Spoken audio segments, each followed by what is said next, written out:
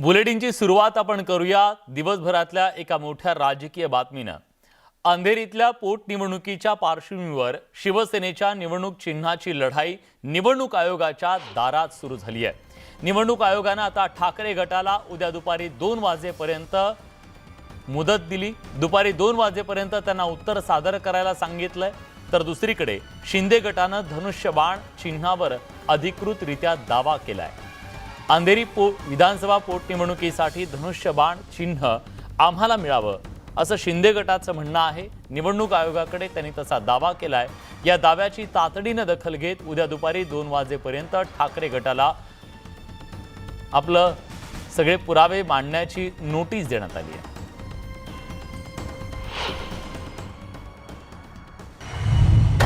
धनुष्यबाणासाठी जोरदार रस्सीखेच। शिवसेनेकडून प्रतिज्ञापत्र सादर। निवडणूक आयोगासमोर सत्ता संघर्ष। शिवसेना कुणाची आणि धनुष्यबाण हे निवडणूक चिन्ह कुणाला मिळणार याचा फैसला आता निवडणूक आयोग करणार आहे। या पार्श्वभूमीवर निवडणूक आयोगाने 7 ऑक्टोबर पर्यंत शिवसेना आणि शिंदे समर्थकांना आवश्यक कागदपत्र सादर करण्याचे आदेश दिले होते।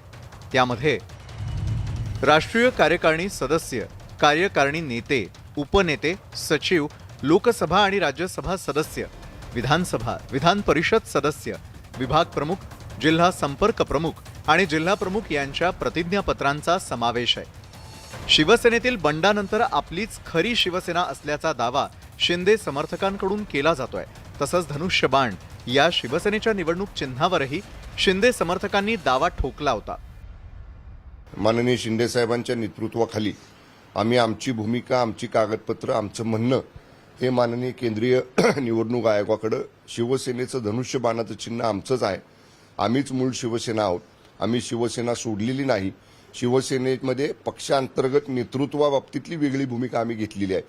त्यामुळे चिन्हावर आमचाच अधिकार आहे। जिल्हा प्रमुख असतील, तालुका प्रमुख असतील, सगळ्यांनी समर्थन, बहुमतातल्या पदाधिकाऱ्यांनी समर्थन हे माननीय शिंदे साहेबांनी दिलेलं आहे। त्यामुळे चिन्ह या सगळ्या बाबीचा विचार करून आम्हाला मिळेल, निवडणूक आयोग आम्हाला देईल असा आम्हाला विश्वास आहे। शिंदे समर्थकांनी शिवसेना पक्ष संघटनेवर दावा ठोकल्यामुळे शिवसेनेची कोंडी झाली आहे। भविष्यात धनुष्यबाण हे निवडणूक चिन्ह राखण्यासाठी शिवसेनेला निवडणूक आयोगासमोर भक्कमपणे आपली बाजू मांडावी लागणार आहे।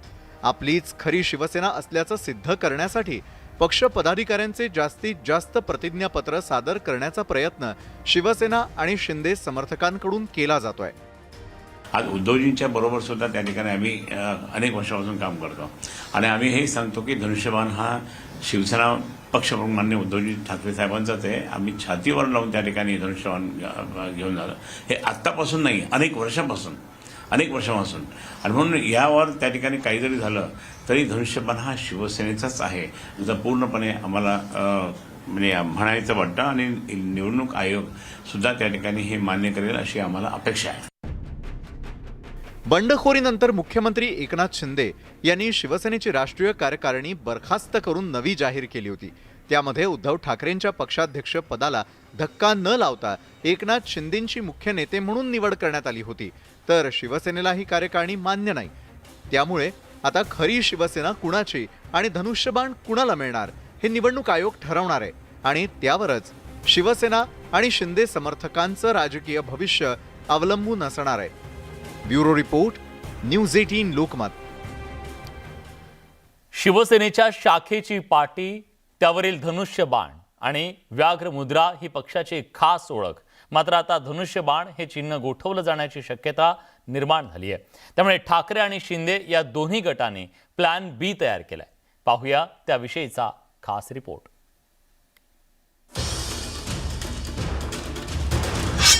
राजकीय लढाईत नवी हत्यारं। धनुष्यबाण गोठवल्यास नवा प्लॅन। तलवार आणि गदेनं प्रहार। ठाकरे आणि शिंदे गटाचा प्लॅन बी। धनुष्यबाणावरून ठाकरे गट आणि शिंदे गटात राजकीय लढाई सुरू आहे। निवडणूक आयोग चिन्हावर निर्णय घेणार आहे। मात्र निवडणूक आयोगाने चिन्ह गोठवलं तर दोन्ही गटांना नवं चिन्ह घेऊन मैदानात उतरावं लागणार आहे। त्यासाठी दोन्ही गटांनी प्लॅन बी तयार केलाय. शिंदे गट तलवार तर ठाकरे गट गदा या चिन्हासाठी आग्रही आहे. धनुष्यबाण, तलवार आणि गदा ही पारंपरिक शस्त्र आहेत. मतदारांसमोर जाताना आणि विरोधकांना इशारा देण्यासाठी ही चिन्ह दोन्ही गटांना हवी आहेत. ते सगळे प्रकार आम्ही रिटन सबमिशन आजही इलेक्शन कमिशनकडे मांडलेलं आहे. आता राहिली आहे गोष्ट अपोजिशन साईडची, ते वेळ काढू धोरण चाललंय. आम्हाला 1 आठवड्याची मुदत द्या, आम्हाला 2 आठवड्याची मुदत द्या. आणि हे जे चाललेलं आहे याच्यावर इलेक्शन कमिशनने स्ट्रिक्टली ॲक्शन घेण्याची आता गरज आहे. शिवसेनेनं 1968 मध्ये पहिल्यांदाच मुंबई महापालिकेची निवडणूक लढवली होती. त्यावेळी धनुष्यबाण हे चिन्ह घेऊन शिवसेनेनं बाळासाहेब ठाकरेंच्या नेतृत्वात 140 पैकी तब्बल 42 जागा जिंकल्या होत्या. एकंदरीतच धनुष्यबाण शिवसेनेसाठी लकी ठरला. हेच चिन्ह घेऊन 80च्या दशकात शिवसेना राज्यभर पसरली. मात्र आता धनुष्यबाण गोठवलं गेलं तर ठाकरे गट गदा हाती घेण्याची शक्यता आहे. त्यांना कायदाच बघायचा नाही, ते आपल्या सरळ मार्गाने न जाता वेडेतेडे मार्ग अवलंबून करण्याचं काम करतात. पण या देशामध्ये कायदा अजून आहे आणि उद्या निवडणूक आयोग या सर्व गोष्टीची पाहणी करेल. आणि जसं मी सांगितलं की 1 लाख दिले का 7 लाख दिले, पण मॅटर ऑफ इन्व्हेस्टिगेशन आहे ना, एफिडेव्हिट याला व्हेरिफिकेशन पण करावं लागेल. धनुष्यबाण कोणत्या गटाला मिळणार याविषयी कायदेतज्ञांनी काय मत व्यक्त केलंय ते आता पाहूयात. शिवसेनेच्या दोन्ही गटाकडून या विधानसभेच्या पोटनिवडणुकीसाठी जर उमेदवारी जाहीर करणार असतील तर मग मात्र, आणि त्याचा निकाल जर निवडणूक आयोगानं लवकर लागणार नसेल तर मात्र त्या परिस्थितीत ते निवडणूक चिन्ह गोठवावं लागेल. परंतु जर समजा शिवसेनेच्या एका गटानेच उमेदवार उभं करायचं ठरवलं तर मग मात्र, आणि दुसरा गट जर उमेदवारी उभं करत नसेल तर मग निवडणूक आयोग त्या परिस्थितीमध्ये कदाचित ते चिन्ह जो उभा आहे त्या म्हणजे ज्या गटाचा उमेदवार उभा आहे त्या गटाला देखील तात्पुरतं बहाल करण्याची शक्यता आहे. राजकीय पक्षाची चिन्ह मतदारांसमोर जाताना अत्यंत महत्वाची असतात. रामाचा बाण धनुष्य बाण अशी घोषणा शिवसैनिकांकडून दिली जायची. आता नवं चिन्ह मिळालं तर ठाकरे गटाचे कार्यकर्ते भीमाची गदा अशी घोषणा करत मैदानात उतरतील. तर अनेक लढायांमध्ये वापरली गेलेली तलवार हाती घेऊन शिंदे गटाचे कार्यकर्ते राजकीय लढाई करण्यासाठी सज्ज होतील. एकंदरीतच दोन्ही गटांचा प्लॅन बी घनघोर राजकीय लढाईकडे जाणारा असल्याचं स्पष्ट होत आहे. Bureau report, news 18 Lokmat. राज्य सरकारनं 100 दिवस पूर्ण केले. मागील 100 दिवसात धडाकेबाज निर्णय घेऊन सरकारनं दमदार कामगिरी केल्याचा दावा केला. जनहिताचे निर्णय आणि खुल्या वातावरणात सण उत्सव साजरे करता येत असल्यानं नागरिकांमधून सुद्धा सरकारच्या कारभाराविषयी सकारात्मकता. राज्यातल्या जनतेनं 2 वर्षानंतर दहीहंडी, गणेशोत्सव आणि नवरात्रोत्सव जल्लोषात साजरा केला. दहीहंडीच्या दिवशी लाखो मुंबईकर रस्त्यावर उतरले. राज्य सरकारनं घेतलेल्या निर्णयामुळे हे शक्य झालं. 100 दिवस पूर्ण करणाऱ्या शिंदे फडणवीस सरकारनं आतापर्यंत राज्य मंत्रिमंडळाच्या 13 बैठका घेतल्या. मंत्रिमंडळ बैठकीत जनहिताचे तब्बल 72 निर्णय घेण्यात आले. त्यातील महत्त्वाचे निर्णय कुठले, एक नजर टाकूया. राज्यात बाळासाहेब ठाकरे दवाखाना योजनेत 700 दवाखाने सुरू करण्यात येणार आहेत. अतिवृष्टीग्रस्त शेतकऱ्यांना मदतीचे पैसे वाटप करायला सुरुवात करण्यात आली आहे. पेट्रोलच्या दरात 5 रुपये तर डिझेलच्या दरात 3 रुपये कपात करण्यात आली. मेट्रो 3 साठी आरेमध्ये कारशेड करण्याचा निर्णय घेण्यात आला. औरंगाबादचं नामांतर संभाजीनगर तर उस्मानाबादचं धाराशिव करायला मान्यता देण्यात आली. नवी मुंबईतील आंतरराष्ट्रीय विमानतळाला दिबा पाटील यांचं नाव देण्यास मान्यता देण्यात आली. शिधापत्रिका धारकांना 100 रुपयांमध्ये शिधावस्तूंचा संच दिवाळीत दिला जाणार आहे. पोलिसांच्या 7231 पदांना मान्यता सरकारनं दिली. मला असं वाटतं की या 100 दिवसांमध्ये खूप चांगले निर्णय आम्ही घेतले आहेत. तुम्ही पाहताय, मी आणि मुख्यमंत्री अविश्रांत आम्ही काम करतो आहोत. कुठलाही निर्णय पेंडिंग ठेवत नाही आहोत. बॅकलॉग मोठा आहे, मध्ये 2-2.5 वर्षात निर्णयच झाले नाही आहेत. फायलिंगचे गठ्ठेच्या गठ्ठे पडलेले आहेत, पण ते सगळे आम्ही पूर्णपणे त्या ठिकाणी निकाली काढतो आहोत. आणि 100 दिवसांमध्ये इतकी कामं झालेली आहेत, लवकरच त्याचा अहवाल देखील आपल्यापुढे आम्ही मांडू. 100 दिवस साजरा करण्याचं काम पूर्ण ग्रामीण भागामध्ये विशेषतः शहरी भागामध्ये मोठ्या प्रमाणावर चांगल्या योजना गोरगरिबांच्या हिताचे योजना लागू केलेल्या आहे. मला वाटतं की प्रत्येक कॅबिनेटमध्ये 10-20 GR निघतात. 100 दिवस पूर्ण करणाऱ्या राज्य सरकारवर विरोधकांनी टीका केली आहे.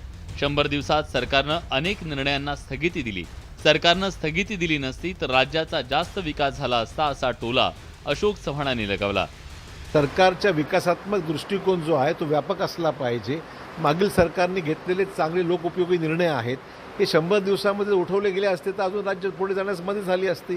पण 100 दिवसामध्ये स्थगिती मात्र अपेक्षेप्रमाणे उठल्या नाहीत आणि त्यामुळे महाराष्ट्राचं नुकसान 100 दिवसात फार झालेलं आहे, मोठं झालेलं आहे. विरोधकांनी राज्य सरकारच्या 100 दिवसांच्या कारभारावर टीका केली आहे. मात्र मागील 100 दिवसात सरकारनं केलेली कामं जनतेनं पाहिली. इंधनाच्या दरात कपात, शेतकऱ्यांना मदत करण्यात आली. त्यामुळे शहर ते ग्रामीण भागातील नागरिक प्रचंड खुश आहेत. एकंदरीतच दमदार सरकारचा कामाचा धडाका राज्याचा वेगानं विकास करण्यासाठी मदत करणारा ठरतोय. Bureau report, news 18 Lokmat. केंद्रीय मंत्री नारायण राणे यांनी शिवसेनेचे पक्षप्रमुख उद्धव ठाकरेंवर पुन्हा एकदा जाहीर टीका केली आहे. उद्धव ठाकरेंचा दसरा मेळाव्यातलं भाषण हा मेळावा नसून तमाशा होता, असा जोरदार टोला लगावलाय. तसंच उद्धव ठाकरेंच्या भाषणात वैचारिक पातळी नव्हती, अशी टीकाही त्यांनी केली आहे. दुसरीकडे कोरोनाच्या काळात सामनातून काळा पैसा पांढरा केल्याचा धक्कादायक आरोप राणेंनी केलाय.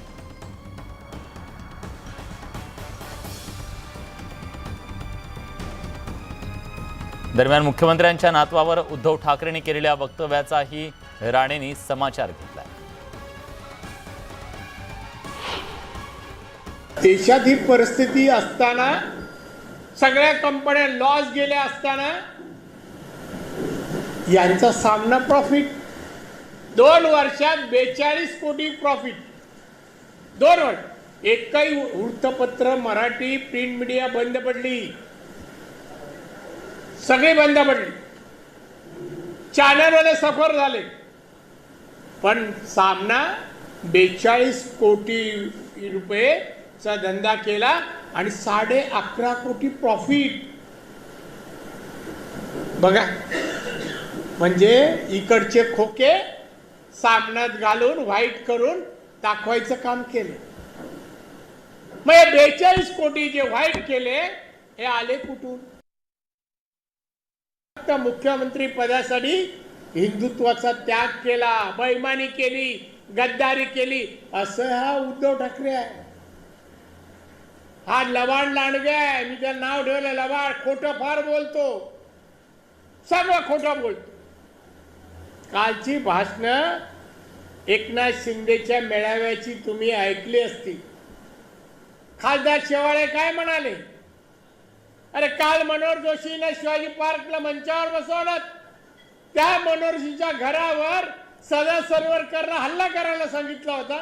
यात माणसाने ना, खोटारड्या माणसाने, 1 नंबरचा खोटारडा आणि लबाड आहे उद्धव ठाकरे. एकनाथ शिंदे मग मुख्यमंत्री, मुलगा खासदार, नातू. अरे 1.5 वर्षाचं नातू नगरसेवक. लाज नाही वाटत तुला बोलायला?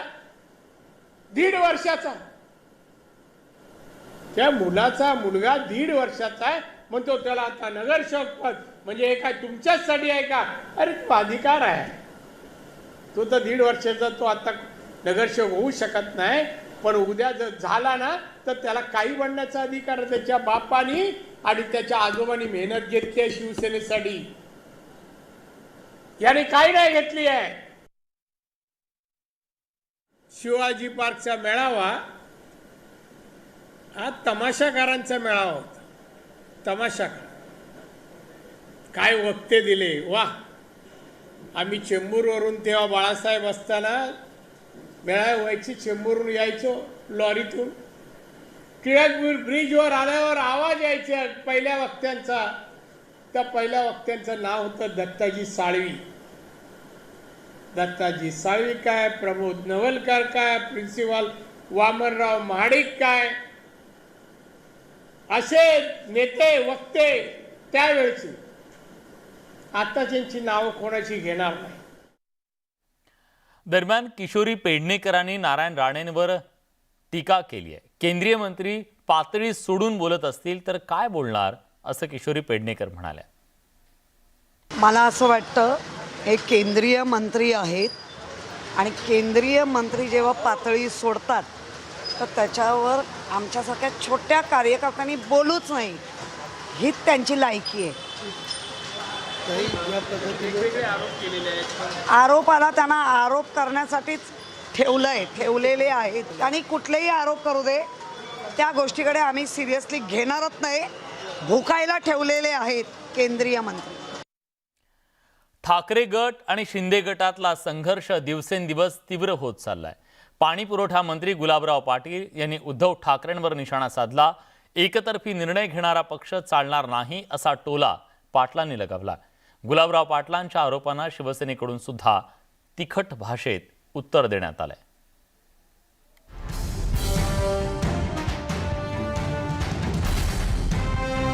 गुलाबराव पाटलांनी सध्याच्या राजकीय परिस्थितीवरून उद्धव ठाकरेंवर हल्लाबोल केलाय. एकतर्फी निर्णय घेणारा पक्ष चालणार नाही असा टोला लगावताना गुलाबराव पाटलांनी एक प्रकारे शिवसेना पक्षप्रमुख उद्धव ठाकरे हुकुमशहा असल्याकडे अंगुली निर्देश केलाय. एक प्रकारे ठाकरे गटात आणि शिवसेनेत कशा प्रकारे काम चालतं हेच गुलाबराव पाटलांनी या निमित्तानं सांगितलं. शिवसेनेत उद्धव ठाकरे कोणत्याच नेत्याचं ऐकत नाहीत असं गुलाबराव पाटलांनी सूचित केलं. राजकारणात सध्या कोणता पक्ष यशस्वी होईल याचं गमकही त्यांनी यावेळी सांगितलं. ज्यावेळेस आम्ही सूचना केल्या की आता होकायंत्र चालू झालं की आता हवामानाचा अंदाज बदलला आहे, सोसायटीचा वारा येणार आहे, पाऊस पडणार आहे, हे माहीत असल्यानंतर सुद्धा आपण जर निर्णय बदलत नसाल तर मला तरी असं वाटतं की राजकीय क्षेत्रामध्ये सध्या जगामध्ये आणि देशामध्ये हे मान्य केलं आहे, सार्वभौम निर्णय घेणारीच पार्टी चालेल, एकतर्फी निर्णय घेणारी पार्टी चालणार नाही. जिथं सार्वजनिक निर्णय घेतला जातील, कमिटी निर्णय घेईल, प्रमुख लोक निर्णय घेतील, त्याच पक्षांना आता जिवंत राहण्याचा अधिकार आहे असं लोकांनी या ठिकाणी सिद्ध केलेलं आहे. शिवसेनेत बाळासाहेब ठाकरेंच्या हयातीत शिवसेना प्रमुख हे सर्वात मोठं पद होतं. नंतरच्या काळात शिवसेनेत कार्यकारी अध्यक्ष आणि शिवसेना पक्षप्रमुख ही पदं निर्माण करण्यात आली. कार्यकारी अध्यक्ष हे पद उद्धव ठाकरेंनी भूषवलं. सध्या उद्धव ठाकरे पक्षप्रमुख आहेत. शिवसेना प्रमुख बाळासाहेब ठाकरे आक्रमकपणे पक्षाचं नेतृत्व करायचे. त्यांच्यासोबत पक्षातले महत्त्वाचे नेते होते. मात्र उद्धव ठाकरे पक्ष चालवताना शिवसेना प्रमुखांचं अनुकरण करत नाहीत असा आरोप गुलाबराव पाटलांनी केला. या सर्व आरोपांना शिवसेनेकडून जोरदार उत्तर देण्यात आलंय. गुलाबराव पाटलांनी शिवसेनेत कशा प्रकारे कारभार चालत होता हे जाहीरपणे चव्हाट्यावर मांडलं. अर्थात त्यांच्या आरोपांना शिवसेनेने उत्तर दिलंय.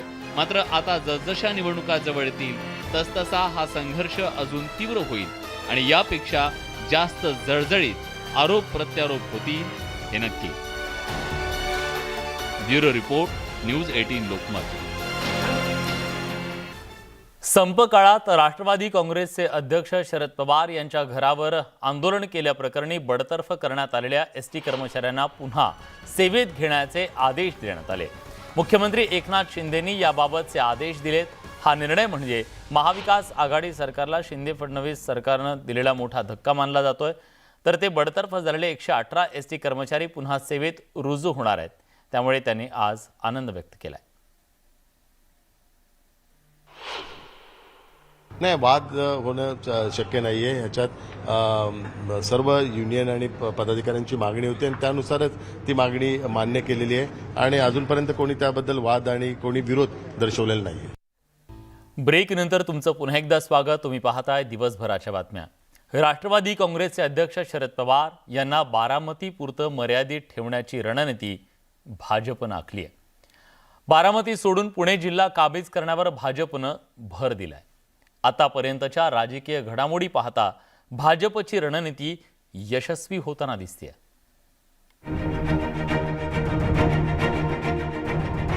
पवारांचं राजकारण बारामती मर्यादित ठेवणार, बारामती सोडून पुणे जिल्हा काबीज करणार. पवार कुटुंबाविरोधात भाजपची आक्रमक रणनीती. पश्चिम महाराष्ट्र हा पवारांचा बालेकिल्ला होता. पुणे, सातारा, सांगली आणि कोल्हापुरात राष्ट्रवादीचं बऱ्यापैकी वर्चस्व होतं, पण गेल्या 8 वर्षात भाजपनं राष्ट्रवादीच्या बालेकिल्ल्याला खिंडारं पाडली. आता तर भाजपनं थेट बारामती लोकसभा मतदारसंघावर लक्ष केंद्रित केलंय. बारामतीत पवारांसमोर आव्हान उभं करतानाच पुणे जिल्ह्यात राष्ट्रवादीचा सुपडा साफ करण्याची रणनीती भाजपनं आखली आहे. पुणे महापालिका भाजपच्या ताब्यात होती. पिंपरी चिंचवड महापालिका भाजपच्या ताब्यात होती. पुण्याचा खासदार भाजपचा आहे. पिंपरी चिंचवडचा काही भाग असलेला मावळचा खासदार शिवसेनेचा आहे. बारामतीचा एकमेव खासदार राष्ट्रवादीचा आहे. राष्ट्रवादीला बारामतीत मर्यादित करण्याची रणनीती भाजपची आहे. बारामती तो एक जिल्ह्याच्या राजकारणातला एक कण आहे. पण बाकी जिल्ह्यामध्ये जिल्हा परिषद निवडून येणं, पुणे जिल्हा परिषदेवर भारतीय जनता पार्टीचा भगवा झेंडा कधी लागला नाही याची खंत आमच्या मनामध्ये आहे. पुणे महानगरपालिकेत लागला, पिंपरी चिंचवड महानगरपालिकेत लागला, जिल्हा परिषद जिंकणं. विधानसभेचे आमचे 3-3 आमदार असायचे, इकडे मावळचा आमदार आमचा पडला, शिरूरचा आमदार आमचा पडला. तर ही पुन्हा एकदा रिगेन करणं सीट, नवीन काही निवडून आणणं. भाजपनं राष्ट्रवादी विरोधात जी रणनीती आखली आहे ती यशस्वी झाली. आगामी निवडणुकीत राष्ट्रवादीला बारामतीपुरतं मर्यादित ठेवण्यात यश मिळाल्यास पवार कुटुंबाच्या राजकारणाला मोठा धक्का बसण्याची शक्यता नाकारता येत नाही. चंद्रकांत फुंदे, न्यूज 18 लोकमत, पुणे. भाजपच्या नेत्यांनी आता मुंबईतल्या अंधेरी पूर्व विधानसभा पोटनिवडणुकीवर लक्ष केंद्रित केलंय. शिवसेनेचे आमदार रमेश लटके यांच्या निधनामुळे ही पोटनिवडणूक होतीये. शिवसेनेची ही जागा खालसा करण्याचा भाजपनं चंग बांधलाय आणि म्हणूनच भाजप नेत्यांनी दिल्लीत केंद्रीय गृहमंत्र्यांची भेट घेत रणनीती आखल्याची चर्चा आहे.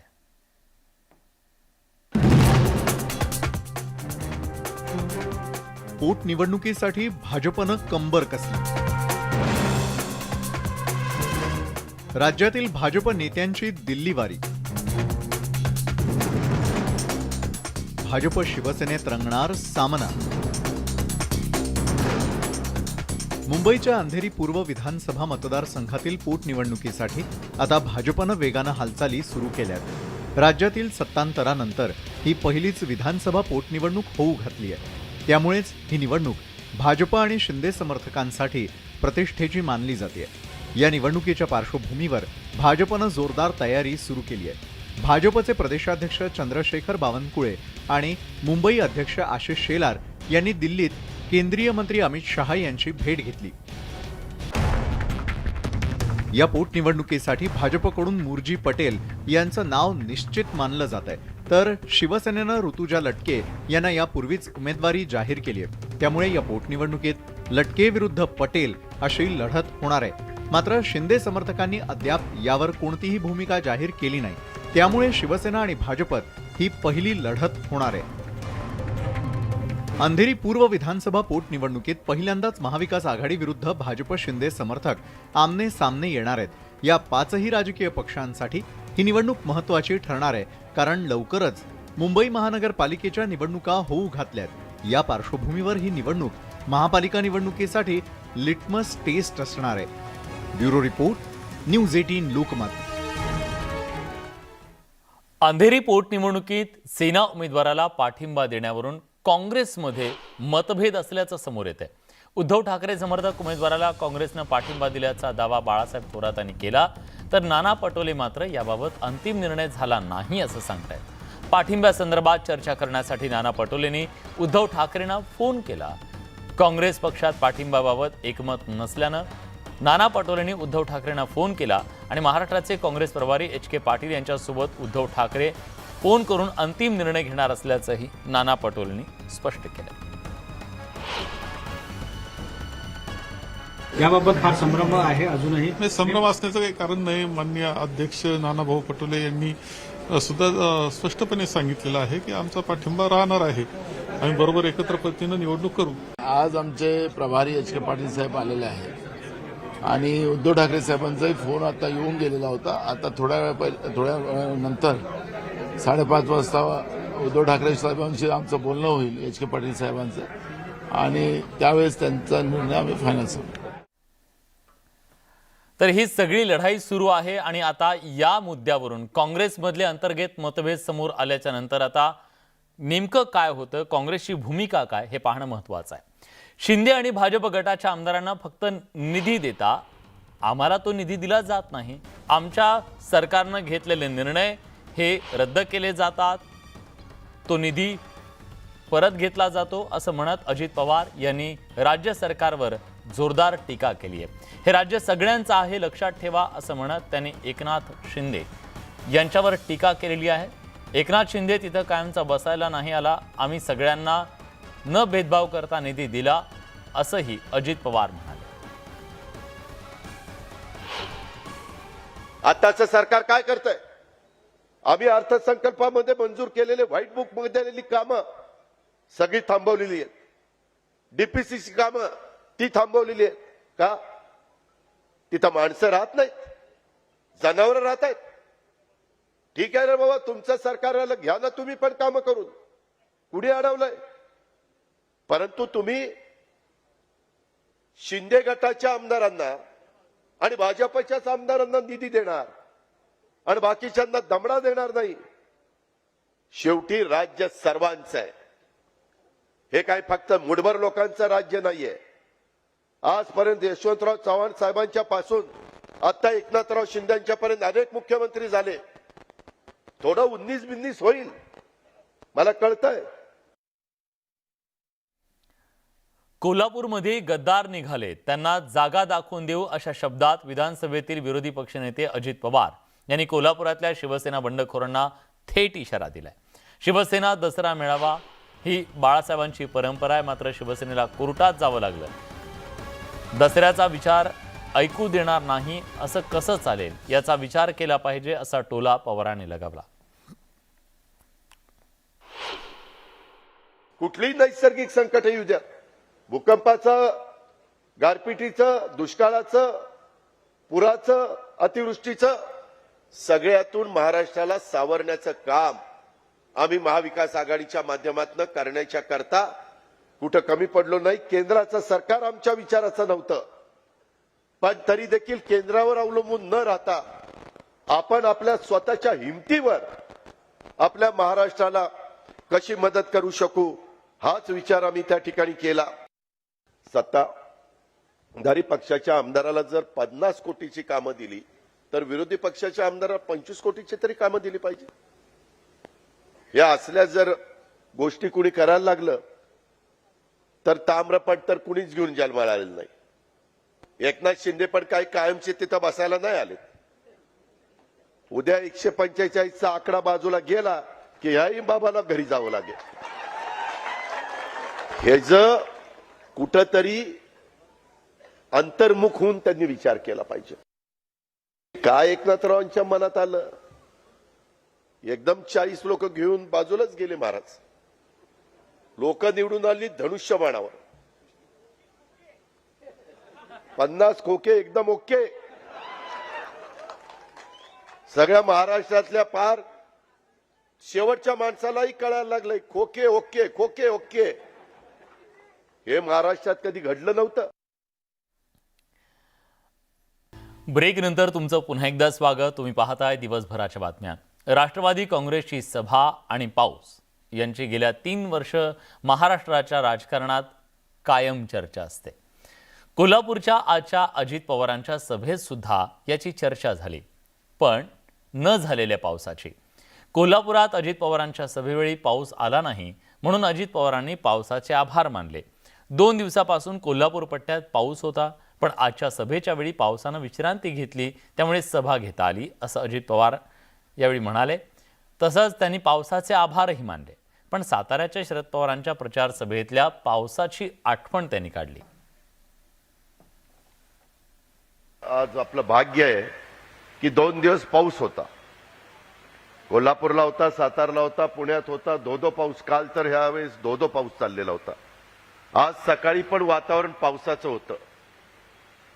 मी निघालो मुश्रीफ साहेबांना आम्ही कोल्हापूरमधनं, तेव्हाही असं वाटत होतं की मिरवणूक होणार नाही, सभा उघड्यावर कशी करायची. परंतु परमेश्वरांनी ऐकलं आणि अतिशय व्यवस्थितपणे न पाऊस पडता आपली सभा इथं पार पडतीये. खरं तर राष्ट्रवादी काँग्रेस पक्षाचं आणि पावसाचं जवळचं नातं आहे ते आपण कालच्या विधानसभेला पाहिलंय. राज्यातील शालेय शिक्षण क्षेत्रात नवे बदल होण्याची शक्यता आहे. कारण इयत्ता 8वी पर्यंत परीक्षा न घेण्याचे आधीचं धोरण बदलून आता इयत्ता 3री पासून परीक्षा सुरू करण्याचा विचार असल्याचं केसरकर म्हणाले. तसंच शिक्षणाच्या क्षेत्रातील अनेक विषयांसंदर्भात विविध शैक्षणिक तज्ज्ञांशी चर्चा सुरू असल्याचंही त्यांनी सांगितलं. सविस्तर चर्चेच्या नंतर अंतिम निर्णय घेतला जाईल असंही केसरकरांनी स्पष्ट केलंय. ते जे मानसोपचार तज्ज्ञ आहेत त्यांच्याशी बोलून हा निर्णय घेतला जाईल. कुठल्याही परिस्थितीमध्ये 8वी पर्यंत कोणालाही नापास केलं जाणार नाही. त्यांचा माझं पूर्ण करून द्या, त्यांचा दर्जा वाढवला गेला पाहिजे. आणि अशी जी मुलं असतात जी मला काहीतरी येत नाही म्हणून जे बाहेर पडतात त्यांच्यासाठी कोल्हापूरला जो काडसिद्धेश्वर मठ आहे त्याने एक अतिशय आदर्श असा एक उपक्रम केला. एनसीबीनं मोठी कारवाई करत मुंबईत ड्रग तस्करीचं एक रॅकेट उघडकीस आणलंय. एनसीबीकडून 50 किलो MD ड्रग्ज पकडण्यात आलंय. मुंबई आणि जामनगरमधून एकत्रित 60 किलो MD ड्रग्ज पकडले. जागतिक बाजारपेठेत 60 किलो MD ड्रग्जची किंमत 120 कोटी इतकी आहे. मुंबईतील 2 नागरिकांना या प्रकरणी एनसीबीनं अटक केली आहे. मुंबई आणि गुजरात राज्यात हे रॅकेट सक्रिय होतं. याच सगळ्या महत्त्वाच्या घडामोडींसोबत दिवसभराच्या बातम्यांमध्ये आपण इथेच थांबतोय. ताज्या घडामोडींसाठी बघत रहा न्यूज 18 लोकमत.